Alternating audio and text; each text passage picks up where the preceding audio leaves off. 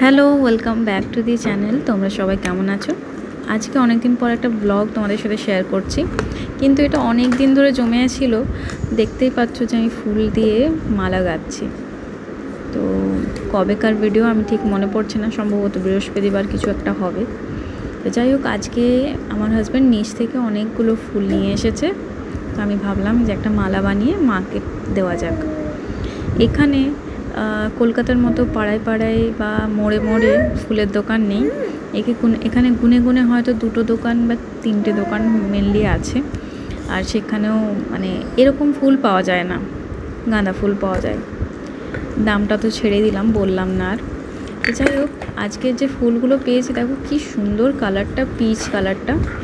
আর লালটা তো কোনো বলারই নেই, ওটা তো মানে জগৎ বিখ্যাত যে এত সুন্দর কালার। এখানে অ্যাকচুয়ালি টাউনশিপে আমাদের ফুল তোলায় বারণ, তাই আরোই করে ওঠা হয় না। আর দেখো আমার মন্দিরটা আজকে আমি মন ভরে সাজিয়েছি, এত সুন্দর লাগছে। আজকে আমার মনটা খুবই খুশি হয়ে আছে ওই জন্য। আর তোমাদেরকে দেখাচ্ছি যে আমি যে মালাটা তৈরি করেছি সেটা মাকে দেওয়ার পর কত সুন্দর লাগছে। দেখো কি সুন্দর লাল টুকটুকে কালারটা, তাই না?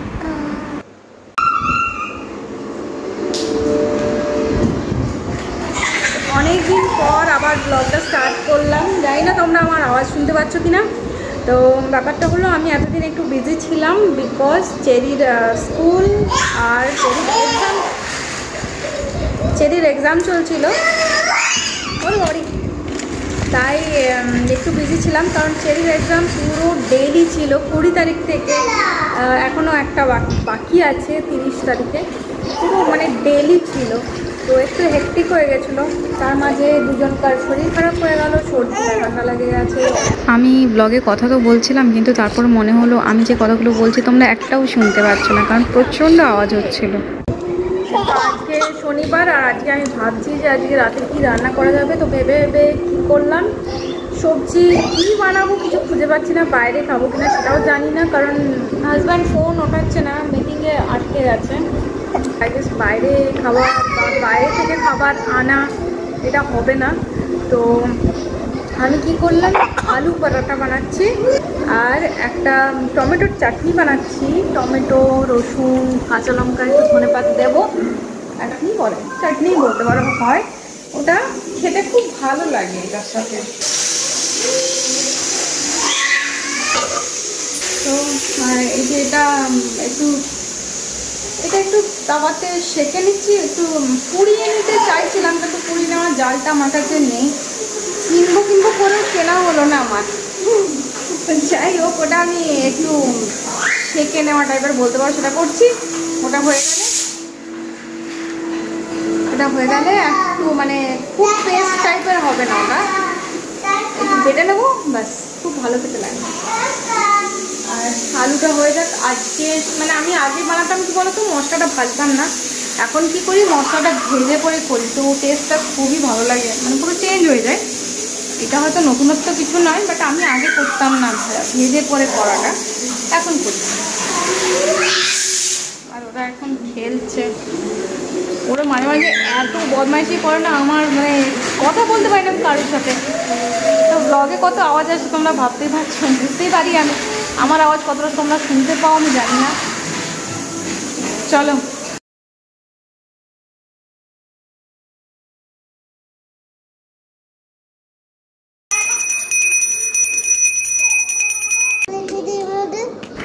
ওরা খেলছে আর এই সুযোগে আমি একটু সন্ধেটা দিয়ে আসছি। বাই দ্য ওয়ে, রান্না করতে যাওয়ার আগেই কিন্তু আমি সন্ধেটা দিয়েছি। ক্লিপিংসটা অ্যাড করেছি মানে এটার পরে, যাতে অ্যারেঞ্জ করতে সুবিধা হয়। নাহলে ভাববে যে আমি রসুন হাত দিয়ে পরে আমার সন্ধে দিতে গেছি, তা নয়, ঠিক আছে? কারণ তোমরা এর মাঝে হয়তো আওয়াজও শুনতে পাবে, ওরা আমার পেছন পেছনেই ঘুরছে। এরপর দেখো এরা খেলতে বসেছে, সব কিছু ঢেলেছিল সেই সকালবেলা, আর ওঠানোই হয়নি। সেগুলোকে আমি চেরিকে বলছি যেগুলো সব ওটার মধ্যে ওঠাও, কারণ এই জিনিসটা ওকে শিখতেই হবে যে নিজের খেলনা নিজে গোছাও।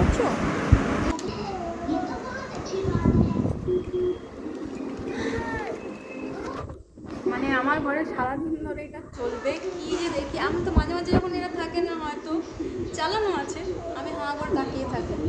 তারপরে হঠাৎ করে মনে হয় আমি কী দেখছি। তো যাই হোক, ডিনারের এখনও পর্যন্ত আমি কিচ্ছু জানি না। হঠাৎ করে আমার হাজব্যান্ড ফোন করে বলছে আমি বেরোলাম। তো ঠিক আছে, এখন আবার বলছে যে আমি আটকে গেছি। এবার জানি না কতক্ষণে আসবে। যাই হোক, দেখা যাক কী হয়। বলো। হ্যাঁ রাখো, সব রাখো ওটার মধ্যে। দেখো ওর এক বন্ধু এসেছিলো দিয়ে সব ছড়িয়েছে, দেখো সব ছড়িয়ে আছে। ওর বাবা এসে দেখলে না রেগে যাবে। আর ওই যে ওখানে আমার কিছু প্রোডাক্ট রাখা আছে যেগুলো আমি দুপুরবেলা একটা ভিডিও বানিয়েছিলাম। মানে আমি 5 মিনিট কি 15 মিনিট টাইম পাই তার মধ্যে বানানোর।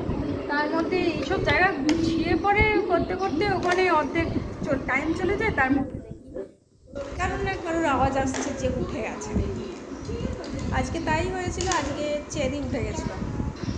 আর চেরিকে আজকে আমাকে এটা করতে হয়েছে। দেখা কবের থেকে বলছে, অনেক দিন থেকে বলছে যে আমাকে মেহেদি লাগিয়ে দাও, মেহেদি লাগিয়ে দাও। আমি অনেক এড়িয়ে ছিলাম ওকে, বলছিলাম যে পুজোর সময় লাগিয়ে দেবো, এক্সাম হয়ে গেলে লাগিয়ে দেবো। এক্সাম ফাইনালি হয়ে গেছে আর একটা বাকি আছে, তাই পায়ে লাগিয়েছি। এক্সাম শেষ হয়ে গেলে আবার আমাকে বলবে, কিন্তু ওর মধ্যে পেশেন্স নেই। লাগানোর পরেই বলবে শুকিয়ে গেছে না, উঠিয়ে দিই। আমি দাঁড়া, আজকে তাও ঘুমিয়ে গেছিলো বলে অনেকটা টাইম পাওয়া গেছে। আস্তে আস্তে কালারটা ডার্ক হচ্ছে, রাতে দেখবে আরও, কালকে সকালে দেখবে আরও ডার্ক হয়ে গেছে। বাই দ্য ওয়ে, এই মেহেদিটা না আমি অনলাইন কিনেছি, কিন্তু খুব ভালো কালার আসছে। এখনই এত সুন্দর ডার্ক কালার এসে গেছে, রাত অবধি আরও ভালো এসে যাবে। তো